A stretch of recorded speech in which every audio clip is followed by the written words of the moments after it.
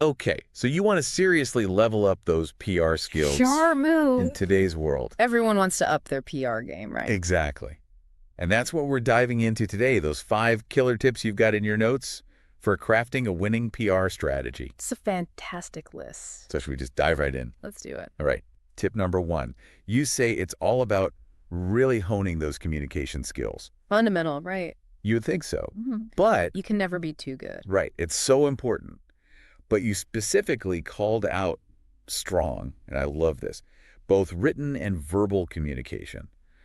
Why is being a double threat in the communication department so crucial these days? Well, I mean, think about it. It used to be what you'd talk to people in a room. Right. Now you're talking to them on their phones, on their computers, through their social media feeds and their inboxes. Like, Everywhere. it's a lot of different conversations happening at once. You've really got to nail your message, whether it's a tweet, a press release, even just a quick email. You're going to be adaptable, right? You do. Same core message, but how you deliver it has to change depending on the platform. Exactly. Okay, so that adaptability actually, I think, ties in nicely with tip number 2. Stay ahead of the curve. Yes. Because the PR landscape is not static. Constantly moving. It is constantly changing. Just think about how much social media has changed even in the past year, let alone the last decade. What worked 5 years ago Ancient history. does work today, you're right. So it's not enough to be good at getting your message out there. You've got to be tapped into what's trending, what platforms are gaining traction, what's capturing people's attention right now. It's about staying curious. Absolutely. Stay curious. And speaking of connecting with your audience, tip number 3 is about building relationships with the media. Now, this one, I'll be honest, this one feels a little old school in the age of TikTok and Instagram influencers.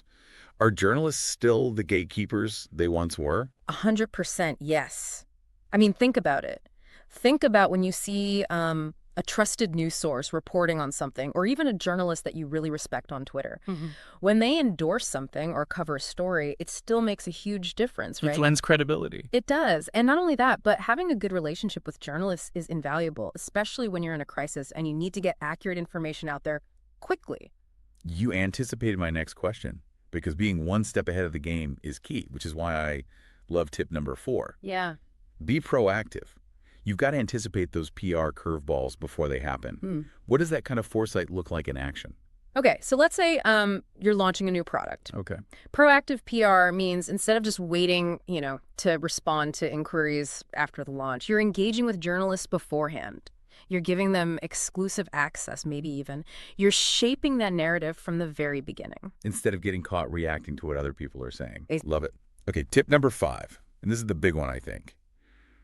Practicing crisis management. The big one. Because this is where things can go really south really fast. Oh, yeah. What are the hallmarks of really, really effective crisis management in the world of PR? I think the big ones are speed and composure. When something happens, you have to respond quickly, you have to respond calmly, and honestly, more importantly, I think, you have to be honest and transparent. Because people can smell a cover-up. They can.